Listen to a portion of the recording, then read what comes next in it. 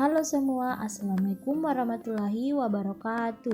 Perkenalkan, namaku Nining Setiani, kelas 11 IPA 5 dengan nomor NIS 1912499 SMA Negeri 5 Bone. Baiklah, di sini aku akan memberikan sedikit penjelasan materi tentang saling menasihati dalam Islam. Nah, pertama-tama kita harus lebih dulu mengetahui pengertian khutbah, tabligh, dan dakwah. Oke, yang pertama yaitu khutbah. Menurut istilah, khutbah berarti kegiatan ceramah kepada sejumlah orang Islam dengan syarat dan rukun tertentu yang berkaitan langsung dengan keabsahan atau kesunahan ibadah. Misalnya khutbah Jumat untuk salat Jumat, khutbah nikah untuk kesunahan akad nikah, khutbah diawali dengan hamdalah, salawat, wasiat takwa, dan doa. Kemudian tabligh.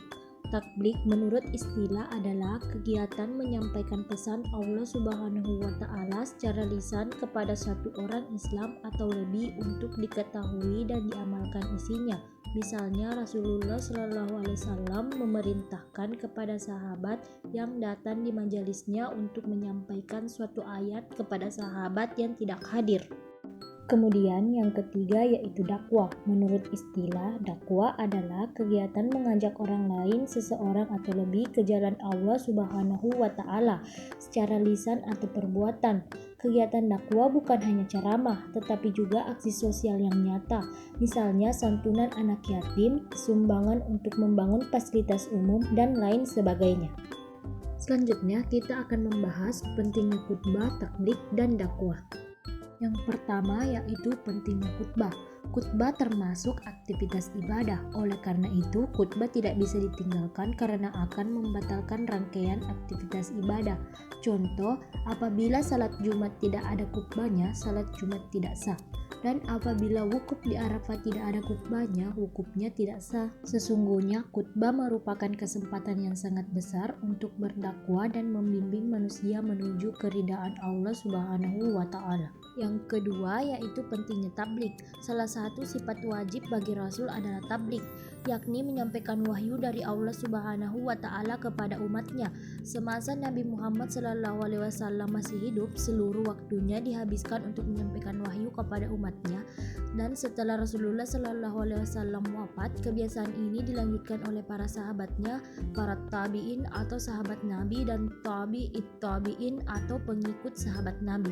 Kemudian yang ketiga yaitu pentingnya dakwah. Salah satu kewajiban umat Islam adalah berdakwah. Sebagian ulama ada yang menyebut berdakwah itu hukumnya fardu kifayah atau kewajiban kolektif, dan ada juga yang menyatakan fardu ain. Rasulullah SAW selalu mengajarkan agar seorang muslim selalu menyeru pada jalan kebaikan dengan cara-cara yang baik. Selanjutnya yaitu ketentuan khutbah, tabligh, dan dakwah. 1. Ketentuan khutbah. A. Syarat khatib. 1. Islam. Yang kedua balik. Yang ketiga berakal sehat. Yang keempat mengetahui ilmu agama. B. Syarat 2 khutbah. 1. Khutbah dilaksanakan sesudah masuk waktu duhur. Yang kedua, khatib duduk di antara dua khutbah. Yang ketiga, khutbah diucapkan dengan suara yang keras dan jelas. Yang keempat, tertib. C. Rukun khutbah. 1. Membaca hamdalah. Yang kedua membaca syahadatain. Yang ketiga membaca shalawat. Yang keempat berwasiat takwa. Yang kelima membaca ayat Al-Quran pada salah satu khutbah. Dan yang keenam berdoa pada khutbah kedua. Kemudian D. Sunnah khutbah. 1. Khatib berdiri ketika khutbah. Yang kedua mengawali khutbah dengan memberi salam. Yang ketiga khutbah hendaknya jelas, mudah dipahami, tidak terlalu panjang.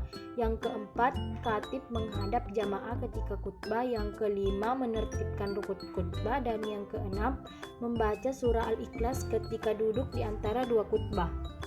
Selanjutnya yang kedua yaitu ketentuan tabligh. Tabligh artinya menyampaikan. Orang yang menyampaikan disebut mubalik. Ketentuan-ketentuan yang harus diperhatikan dalam melakukan tabligh adalah sebagai berikut. A. Syarat mubalik. 1. Islam. Yang kedua balik. Yang ketiga berakal. Dan yang keempat mendalami ajaran Islam. B. Etika dalam menyampaikan tabligh. 1. Bersikap lemah lembut, tidak kasar dan tidak merusak. Yang kedua mengutamakan bahasa yang mudah mudah dimengerti. Yang ketiga, mengutamakan musyawarah dan berdiskusi untuk memperoleh kesepakatan bersama. Yang keempat, materi dakwah yang disampaikan harus mempunyai dasar hukum yang kuat dan jelas sumbernya. Yang kelima, menyampaikan dengan ikhlas dan sabar sesuai dengan kondisi psikologis dan sosiologis para pendengarnya atau penerimanya. Yang keenam, tidak menghasut orang lain untuk bermusuhan, merusak, berselisih, dan mencari-cari kesalahan orang lain. Selanjutnya, yang ketiga yaitu ketentuan dakwah. Dakwah artinya mengajak. Orang yang melaksanakan dakwah disebut dai. Ada dua cara berdakwah, yakni lisan atau dakwah bil lisan dan dengan perbuatan atau dakwah bil hal. Ketentuan-ketentuan yang harus diperhatikan dalam berdakwah adalah sebagai berikut. A. Syarat dai. 1. Islam. Yang kedua balik. Yang ketiga berakal. Yang keempat mendalami ajaran Islam. Kemudian B. Etika dalam berdakwah. 1. Dakwah dilaksanakan dengan hikmah, yaitu ucapan yang jelas, tegas, dan sikap yang bijaksana. Yang kedua, dakwah dilakukan dengan maizatul hazana atau nasihat yang baik, yaitu cara persuasif atau tanpa kekerasan, dan edukatif atau memberikan pengajaran. Yang ketiga, dakwah dilaksanakan dengan memberi contoh yang baik atau uswatun hasanah. Yang keempat, dakwah dilakukan dengan mujadalah, yaitu diskusi atau tukar pikiran yang berjalan secara dinamis dan santun serta menghargai pendapat orang lain. Baiklah, sekian penjelasan singkat dari saya. Apabila ada kesalahan mohon dimaafkan, semoga bermanfaat bagi orang lain. Wabillahi taufiq wal hidayah. Wassalamualaikum warahmatullahi wabarakatuh.